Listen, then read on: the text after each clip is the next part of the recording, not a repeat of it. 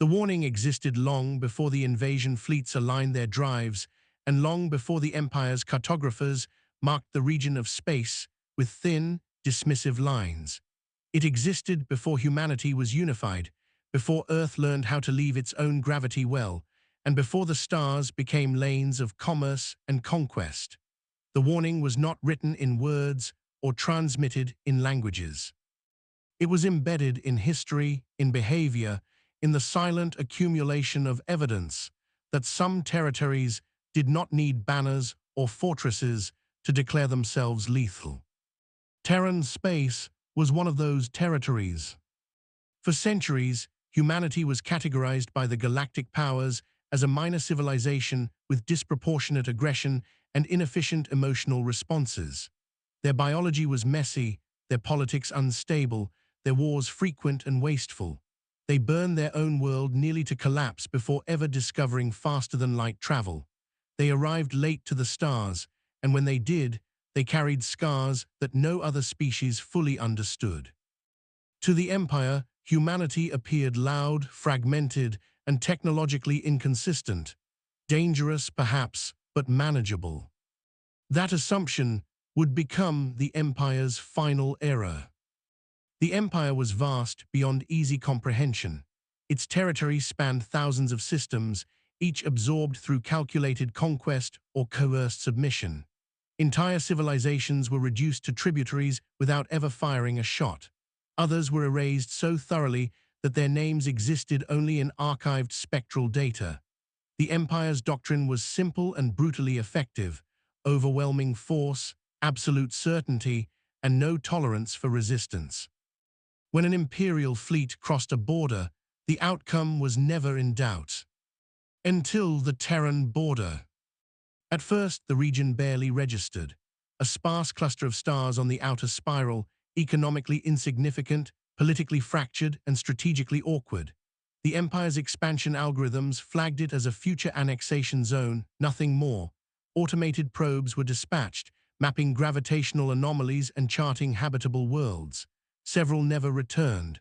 That was not unusual in unexplored space. The losses were written off as stellar interference or navigational failure. Then came the manned scouts. Imperial vessels entered the fringe systems with confidence born from millennia of unchallenged dominance. They found human outposts that looked unfinished, improvised, and poorly defended, rotating habitats patched together from alloys that bore the marks of multiple manufacturing standards. Stations that appeared civilian, industrial, or scientific, often all at once. There were no visible fleets, no grand armadas guarding the perimeter. To the Empire's analysts, it looked like a soft frontier. What they did not see were the layers beneath the surface. Humanity had never forgotten vulnerability. Every colony, every station, every mining platform had been built with the expectation of catastrophe. Earth's history had taught them that survival depended not on strength alone, but on redundancy, adaptability, and the willingness to turn anything into a weapon if necessary. Their technology reflected this mindset. Systems were decentralized. Power grids could fragment and reassemble. Artificial intelligences were not singular overseers, but swarms of cooperative entities capable of independent decision-making. The Empire's first true incursion began quietly. An Imperial task group crossed into Terran-controlled space under the assumption of routine enforcement. Their mission parameters were standard: assess resistance, secure orbital dominance, and prepare the system for integration. The fleet was precise and immaculate, each vessel a perfect instrument of doctrine. Their sensors detected minimal military presence. The human installations transmitted no challenges, no ultimatums, no attempts at communication. The silence was interpreted as fear. The task group advanced deeper. That was when the stars began to behave strangely. Navigation data drifted by fractions that compounded into catastrophic miscalculations. Communications experienced delays that grew from milliseconds into minutes. Autonomous drones vanished mid-transmission, their last data packets filled with impossible readings. Space itself seemed to resist the fleet's presence, as if the very physics of the region had been subtly rewritten. Humanity had learned to weaponize environment. Gravitational shear fields, disguised as natural anomalies, stretched and twisted imperial formations. Dark matter concentrations, carefully seeded over decades, disrupted sensors calibrated for cleaner space. The Empire's ships were not destroyed immediately. They were isolated, disoriented, stripped of the cohesion that made them unstoppable. Then the human response began. Terran vessels did not arrive in neat formations. They emerged from blind vectors, from behind moons, from within Aster. Oid fields that had been hollowed out and armored. Their designs defied Imperial expectations. Some were massive, bristling with modular weaponry. Others were small, fast, and brutally efficient. Many bore scars of previous battles, repairs layered atop older repairs, each hull a record of survival rather than perfection. The engagement was short and devastating. Human tactics prioritized disruption over annihilation. Imperial command ships were targeted first, not with overwhelming firepower, but with precision strikes that severed command hierarchies. Logistics vessels were disabled, leaving warships starved of resupply. Electronic warfare flooded Imperial systems with false data, forcing automated defenses to turn against phantom threats. By the time the Empire realized it was under coordinated attack, the task group was already collapsing. Not a single Terran ship transmitted a message. No demands were issued, no declarations made. The Empire's vessels were destroyed, captured, or forced into retreat through corridors that humanity allowed them to escape through. Those corridors were not acts of mercy. They were pathways for information. The survivors carried stories back to the core. They spoke of human ships that adapted mid-battle, altering tactics in response to every Imperial countermeasure. They reported weapons that appeared crude but delivered catastrophic results. Kinetic projectiles accelerated to relativistic speeds, tearing through shields designed for energy-based assaults. Missiles that fragmented into autonomous swarms, each piece capable of independent target selection. Defensive systems that absorbed damage, redistributed it, and kept fighting long past thresholds that would have crippled other fleets. Imperial analysts struggled to reconcile the data. According to doctrine, a species like humanity should not exist in this form. Their technological progression was uneven, their scientific paradigms contradictory. They relied on intuition as much as calculation, on creativity as much as optimization. Yet those very flaws made them unpredictable. Where the Empire refined and standardized, humanity experimented and improvised. The Empire responded as it always had. A larger fleet was assembled. This time, the incursion was overt. Hundreds of warships crossed into Terran space with full battle readiness. The objective was no longer assessment, but subjugation. The Empire intended to demonstrate the consequences of resistance. What they encountered was not a defensive line, but a void. Entire systems appeared abandoned. Human installations powered down, their emissions reduced to background noise. Trade routes went silent. Civilian traffic vanished.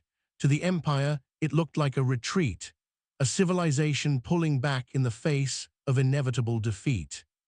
In reality, humanity was tightening a net. The second battle unfolded across multiple systems simultaneously. As the Imperial fleet advanced, Terran forces harried its flanks, striking supply lines and withdrawing before retaliation could be mounted. Human units sacrificed territory to gain time, luring the Empire deeper into space that had been meticulously prepared for exactly this scenario. Stars flared unexpectedly, their outputs manipulated by artificial means. Planets detonated with the force of engineered supernovae, wiping out entire squadrons caught in their gravity wells.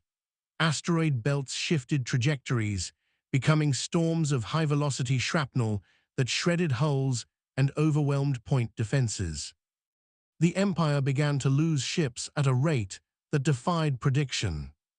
More alarming was the psychological impact. Imperial crews were trained for dominance, not attrition. They were accustomed to enemies that broke quickly, that surrendered or fled when faced with superior force. Humanity did neither. Human forces absorbed losses without hesitation, trading ships and lives for strategic advantage with a calculus that chilled Imperial observers. There was no central command to decapitate, no singular doctrine to exploit. Every human unit fought as if it were the last line of defense. As the Second Fleet faltered, the Empire escalated again. A full armada was authorized, one large enough to erase entire sectors. Political opposition within the Empire was silenced by assurances of swift victory. The Terran region was reclassified from minor threat to existential anomaly. The objective shifted from conquest to elimination. The Armada's arrival was visible across light years. Its mass warped space-time, its energy signatures blotting out stars. This was the Empire's ultimate expression of power, a force that had never been deployed without total victory. Humanity watched it approach. They did not panic, they did not flee, they prepared. Terran space transformed, hidden shipyards activated, releasing fleets that had been built in secret over generations. Civilian infrastructure revealed military capabilities, habitats unfolded. Into weapons platforms, mining rigs reconfiguring into artillery emplacements. Even the void itself became hostile, seeded with traps that exploited the Empire's reliance on predictable physics. The first contact with the Armada was catastrophic for both sides. Entire human fleets were annihilated in moments, their sacrifices buying precious seconds and data. Humanity learned from every loss, feeding combat telemetry into adaptive systems that updated tactics in real time. The Armada, for all its power, could not adapt fast enough. Its sheer size became a liability, its formations too rigid to respond to asymmetric warfare. The war spread. Human allies emerged from unexpected quarters. Species long oppressed by the Empire provided intelligence, logistics, and sabotage. Some fought openly alongside Terran forces. Others struck from within Imperial space, forcing the Empire to divide its attention. Humanity had not only prepared for invasion, it had prepared for alliance. The conflict became a grind the Empire had never experienced. Years passed, systems burned, stars died, the Empire's expansion halted, then reversed. Entire sectors were abandoned as resources were diverted to the Terran front. The cost mounted beyond what even the Empire could easily sustain. And still, humanity held. What the Empire failed to understand was that humanity had been fighting this war long before the first Imperial ship crossed the border. They had fought it on Earth, against extinction-level events both natural and self-inflicted. They had fought it in the vacuum of space, carving survival from environments that offered none. Every human generation inherited a legacy of endurance, a cultural memory that survival was never guaranteed and never free. Trespassing into Terran territory was not an act of conquest. It was an invitation to extinction. As the Armada stalled at the edge of human space, battered and bleeding, the Empire faced a truth it could no longer ignore. This was not a border that could be crossed by force alone. This was a line drawn by a species that had learned, through unimaginable hardship, how to turn defiance into destiny. The war was only beginning. The Empire had never understood the concept of a war without an end point. Every conflict in its recorded history followed a predictable arc: approach, overwhelm, absorb. Even rebellions were merely delays in the inevitable. Resistance was a variable to be optimized away, not a condition to be endured. Against humanity, that assumption became a fatal flaw. By the time the Imperial Armada stalled at the edge of Terran space, the idea of inevitability had already begun to erode. What followed was not a decisive clash, but a prolonged unraveling. Humanity refused to offer the Empire a single battlefield. There was no grand line of defense to shatter, no capital system whose fall would cascade into surrender. Terran territory was a lattice of autonomous regions, each capable of independent warfare. If one fell, the others did not collapse. If supply lines were cut, local production surged. If communications were jammed, pre-established contingency doctrines activated without hesitation. The Empire called it chaos. Humanity called it resilience. Imperial strategists attempted to regain control through escalation. New weapons were deployed, technologies refined to counter Terran tactics. Shields were recalibrated against kinetic impacts. Command architectures were hardened against electronic intrusion. Fleets were subdivided into smaller, more flexible units. On paper, adaptation was underway. In practice, the Empire was always reacting. Human warfare doctrine did not seek dominance of space alone. It targeted momentum. Every engagement was designed to impose cost disproportionate to the effort required. A single Terran corvette might sacrifice itself to disable an Imperial battleship's sensor array. A mining drone might detonate near a fuel depot, triggering chain reactions that crippled an entire task force. Human commanders treated loss as a resource, expending it deliberately to shape the battlefield. To the Empire, this bordered on madness. To humanity, it was history repeating itself. Terran military culture had been forged on a planet where survival often meant choosing the least terrible option. That mindset carried into the stars. Human crews were trained to operate under conditions of isolation, uncertainty, and overwhelming odds. They expected systems to fail. They expected plans to collapse. They expected to improvise. Imperial forces expected compliance. As the war dragged on, Imperial casualties mounted not just in ships and material, but in morale. Crews began to understand that entering Terran space meant entering an environment where the rules they relied upon no longer applied. Victories were temporary. Gains were reversible. Every advance came with an invisible price that would be collected later, often without warning. Entire Imperial battle groups vanished without a trace, swallowed by regions of space that had been subtly transformed into kill zones. Human engineers manipulated gravity wells, radiation belts, and electromagnetic storms with a finesse that made natural phenomena indistinguishable from deliberate traps. To Imperial sensors, these regions looked benign until the moment they became lethal. The Empire responded by tightening its grip elsewhere. Worlds under Imperial rule were stripped of resources, their populations conscripted or relocated to support the war effort. Dissent was crushed preemptively. Entire cultures were erased in the name of efficiency. The Empire believed that total commitment would break the stalemate. Instead, it created cracks within itself. Subject species watched the Terran War with growing fascination. For the first time, the Empire was bleeding, not in isolated skirmishes, but continuously, visibly, and without clear progress. The myth of invincibility began to fray. Underground networks spread Terran combat footage and intercepted data, showing Imperial ships burning, formations collapsing, and commanders overwhelmed by adversaries who refused to behave predictably. Hope, long suppressed, found oxygen. Humanity did not need to broadcast propaganda. The evidence spoke for itself. As insurgencies flared across Imperial space, humanity adjusted its strategy again. Terran intelligence networks expanded, integrating alien resistance cells into a loose but effective web of coordination. Supplies were smuggled. Safe routes were mapped.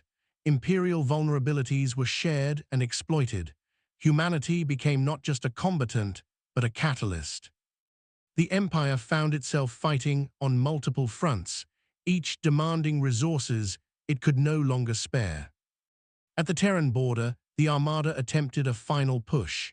The objective was narrow and brutal: break through, seize a cluster of core human systems, and force negotiations from a position of strength.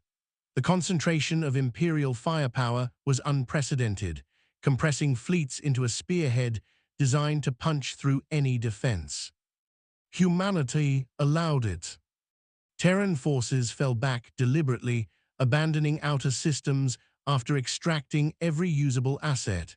Populations were evacuated through networks of jump gates and hidden corridors. Infrastructure was stripped down or booby-trapped. What the Empire captured was space, not advantage. As the spearhead advanced, it stretched itself thin. Human counterattacks intensified. Strike groups emerged behind Imperial lines, targeting repair yards and communication relays. Supply convoys were annihilated before they could reach the front. Imperial ships began to suffer from maintenance failures as spare parts became scarce. Crews operated under constant stress, knowing that any system anomaly could be the result of unseen human interference. The spearhead slowed. Then it stopped. At that moment, humanity unveiled a capability the Empire had never anticipated. Terran scientists had long studied the limitations of faster-than-light travel, particularly the delicate balance required to maintain stable transit corridors. Imperial drives relied on precise calibrations and predictable spacetime conditions. Humanity discovered how to disrupt those conditions selectively. The result was catastrophic. Entire Imperial fleets found themselves unable to retreat or reinforce. Jump attempts failed, tearing ships apart or stranding them between dimensions. Navigation became guesswork. The spearhead was no longer a weapon, it was a trap. Human forces closed in. The battle that followed was not swift, it was relentless. Terran fleets attacked in waves, withdrawing before suffering decisive losses, then returning from new vectors. Automated weapons platforms activated from within debris fields. Even wreckage became a hazard, repurposed into kinetic mines and radiation sources. Imperial commanders attempted surrender protocols, only to find no central authority to receive them. Humanity had decentralized command so thoroughly that no single entity could end the fighting. Engagements continued until Imperial resistance collapsed entirely, ship by ship, system by system. The spearhead ceased to exist. The loss sent shockwaves through the Empire's core worlds. Political factions turned on one another. Accusations of incompetence and sabotage spread through the upper echelons. For the first time in Imperial history, strategic withdrawal was seriously considered. Humanity did not pursue retreating forces immediately. Instead, they consolidated. Terran space became a fortress not of walls, but of awareness. Every system was interconnected through layers of surveillance and rapid response capability. Civilian populations were trained in emergency protocols. Industrial output shifted seamlessly between peacetime and wartime production. Humanity blurred the line between soldier and citizen, not through coercion, but or shared purpose. The Empire attempted one final gambit. A superweapon, long theorized and rarely tested, was prepared for deployment. Its purpose was simple: destabilize a star within Terran space, triggering a chain reaction that would render dozens of systems uninhabitable. The Empire reasoned that if it could not rule humanity, it would erase them. The weapon never fired. Human intelligence had anticipated the possibility years earlier. Through layers of espionage and predictive modeling, Terran analysts identified the program before it reached operational status. Sabotage was subtle and devastating. Critical components failed during final calibration. Containment fields collapsed. The weapon consumed itself in a controlled implosion that wiped out the facility and the fleet guarding it. The Empire lost more than hardware. It lost credibility. Across imperial territory, subject worlds rose in open rebellion. Garrisons were overwhelmed, supply lines severed, systems declared independence and aligned themselves, formally or informally, with humanity. The empire's borders contracted under pressure from within and without. At the Terran frontier, the fighting slowed, not because humanity was exhausted, but because the empire no longer had the capacity to sustain meaningful offense. The war had reached a turning point. Humanity stood battered but unbroken, its fleets scarred, its populations weary, yet its resolve intact. The empire stood fractured, its doctrine in ruins, its future uncertain. And still, the Terran border held. What began as a warning had become a lesson written across the stars, that some species do not need to conquer to win, and some territories do not need to expand to dominate. Humanity had turned defense into transformation, survival into strategy. The empire had come seeking submission. What it found was extinction by attrition. The collapse of imperial momentum did not bring peace, it brought clarity. Across the galaxy, civilizations that had lived under the Empire's shadow for generations began to understand what the Terran War truly represented. This was no longer a border dispute or a failed conquest. It was proof that the Empire could be resisted, outthought, and ultimately outlasted. The implications rippled outward, reshaping alliances, doctrines, and the very idea of power. Humanity had not merely survived, it had rewritten the rules. As Imperial forces withdrew from Terran space, they left behind more than wreckage. They left gaps. Vacuums of authority formed where Imperial governors once ruled unchallenged. In those gaps, old grudges reignited and new possibilities emerged. Worlds that had been forced into cultural stagnation rediscovered identities that had been suppressed for centuries. Resistance movements transformed into provisional governments almost overnight. Humanity watched these developments with calculated restraint. Terran leadership understood that intervention carried risk. Too much involvement could fracture fragile coalitions or provoke renewed imperial aggression. Too little could allow chaos to undo the momentum that had been gained. The solution was neither conquest nor control, but influence.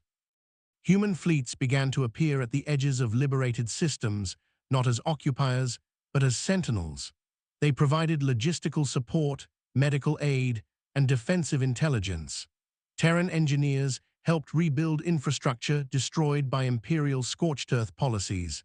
Advisors shared strategies for decentralized governance and self-defense, drawing on humanity's own turbulent history of fractured authority. The message was subtle but unmistakable. Humanity did not seek to replace the empire. It sought to make it irrelevant. Within the empire's core, panic set in. Economic systems strained under the loss of peripheral resources. Trade routes collapsed as insurgent forces seized key junctions. The imperial military, once a monolithic engine of expansion, fractured into competing command structures, each vying for dwindling assets.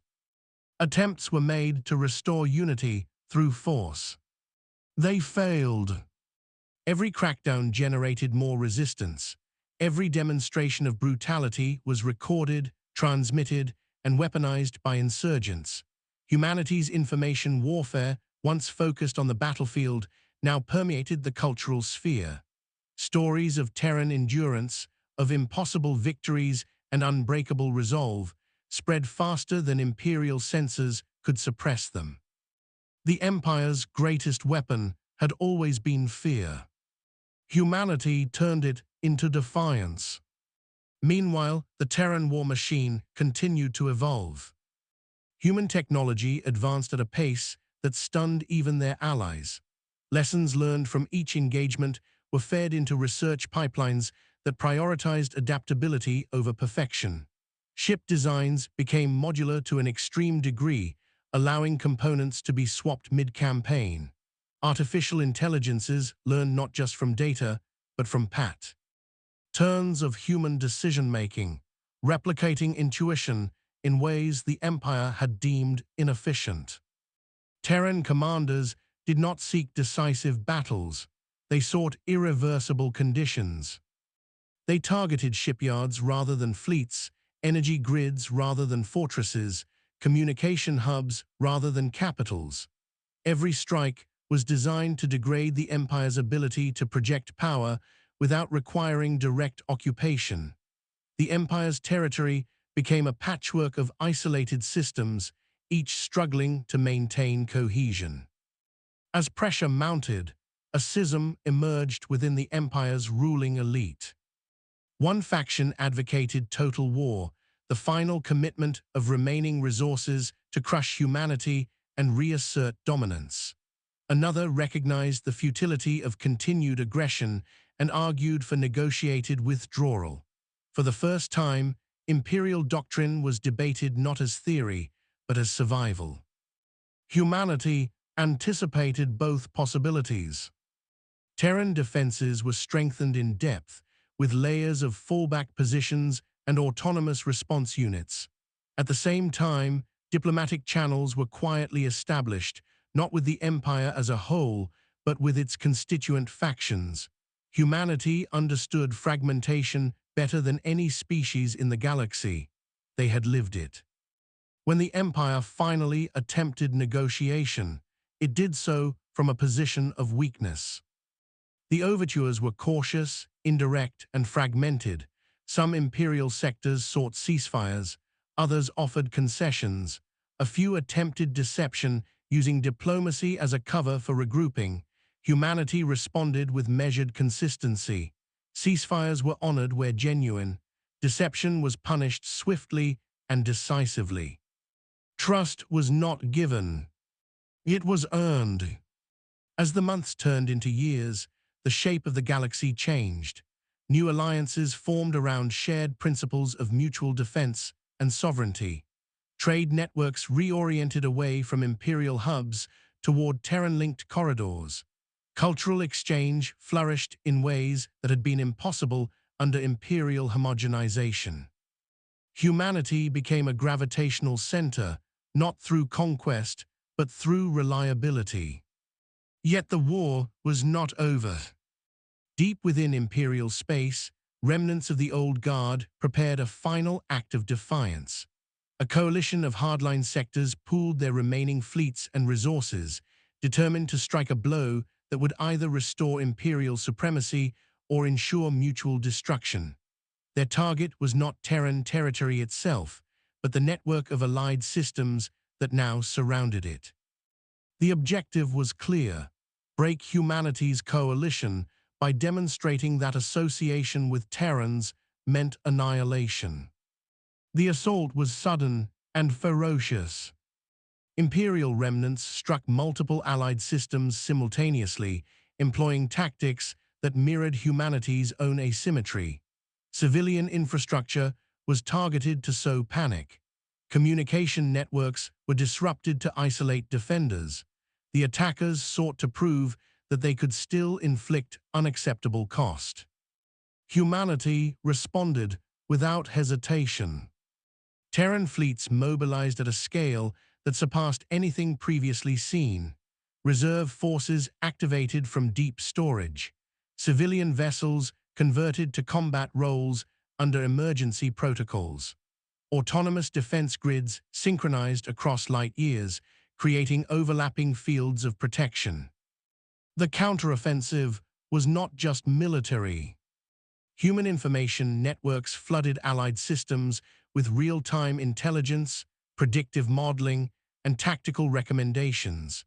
Terran medics and engineers were embedded alongside local defenders. The message was unmistakable: humanity would not abandon those who stood with it.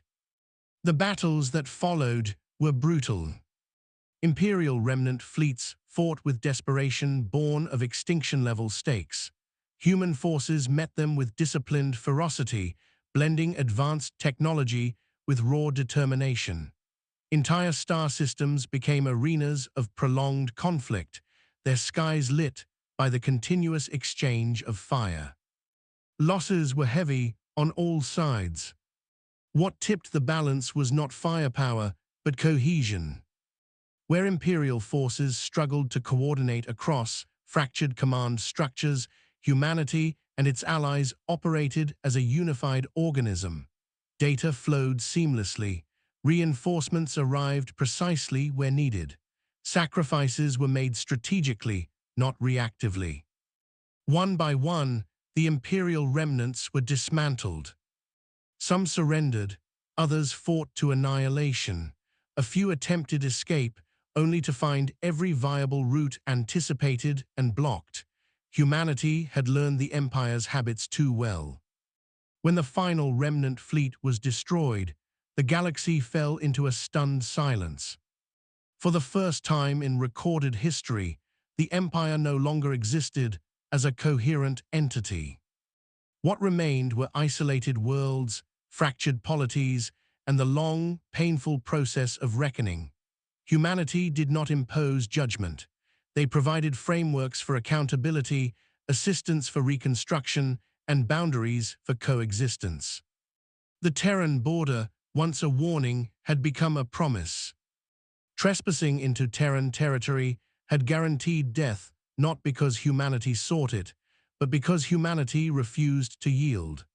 The galaxy had watched a species defined by internal conflict transform that conflict into strength.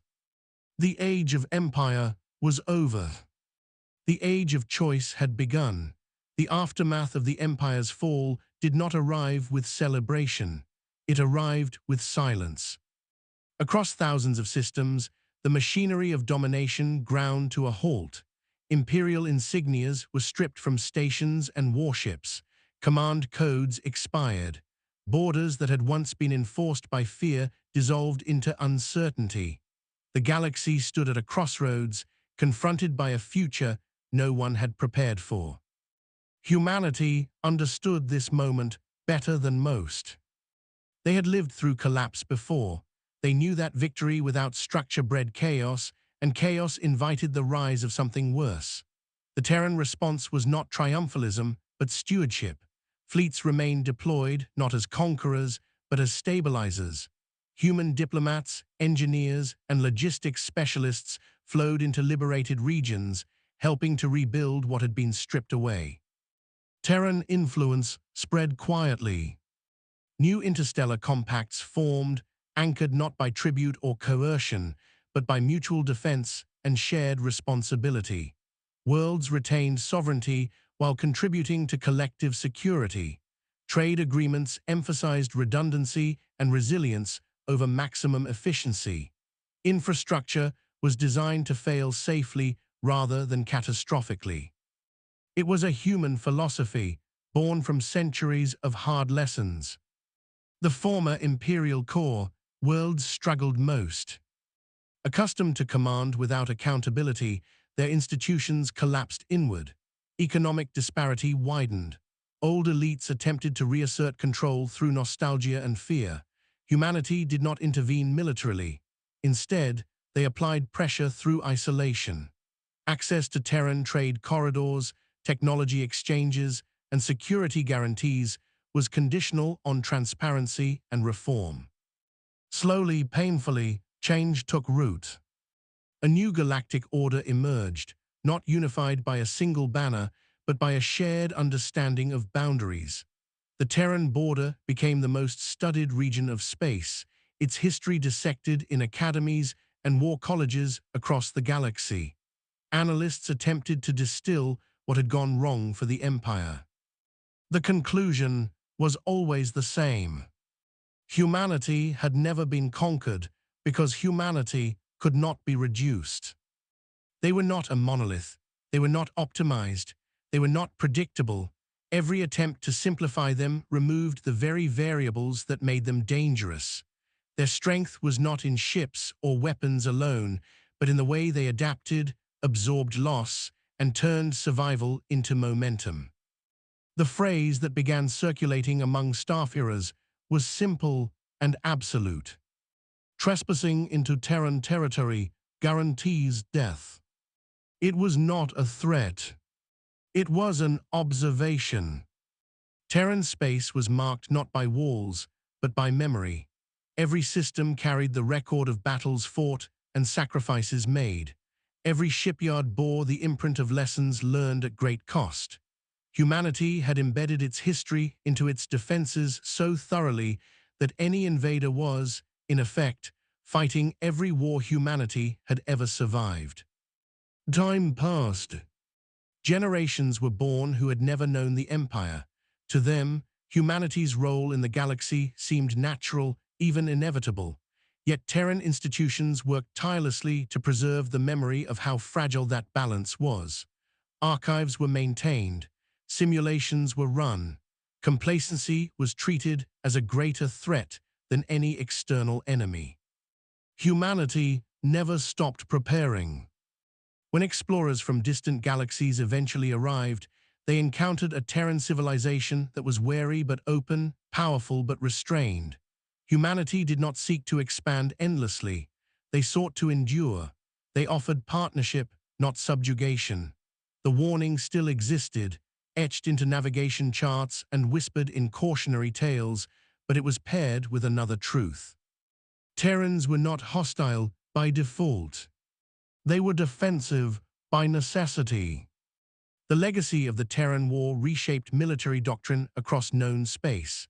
Empires fell out of favor, replaced by federations and coalitions. Centralized command structures gave way to distributed systems modeled after human resilience. The galaxy learned, slowly and unevenly, that dominance invited resistance, while cooperation invited stability. And yet, the warning remained. At the edge of Terran space, a memorial drifted in orbit around a quiet star. It was not a monument to victory, but to cost. Fragments of ships from every species involved in the war were embedded within it, fused together into a single structure. No names were carved, no speeches recorded, only a data archive accessible to any who approached, detailing the history of the conflict in unflinching detail. Those who came away changed. They learned that humanity's greatest weapon was not destruction, but refusal to submit, refusal to forget, refusal to become what they had fought against. The Empire had believed that power was measured in territory controlled and enemies crushed. Humanity proved that power was measured in what one was willing to defend and how far one would go to do so. The galaxy adjusted accordingly. Trade flowed more cautiously, borders were respected. Conflicts, when they arose, were contained rather than escalated. The memory of the Empire's fall served as a constant reminder that unchecked ambition carried consequences. And at the center of it all stood humanity. Scarred, vigilant, and unyielding. The warning that once marked Terran territory became a law of the galaxy, not enforced by decree, but by collective memory. Trespassing into Terran space was no longer an act of ignorance. It was a deliberate choice to challenge a civilization that had proven, beyond all doubt, that it would rather burn the stars than surrender its right to exist. Humanity did not celebrate that truth. They carried it. They guarded it. They ensured that it would never be forgotten. Because the Empire had been warned. And the galaxy remembered what happened when that warning was ignored.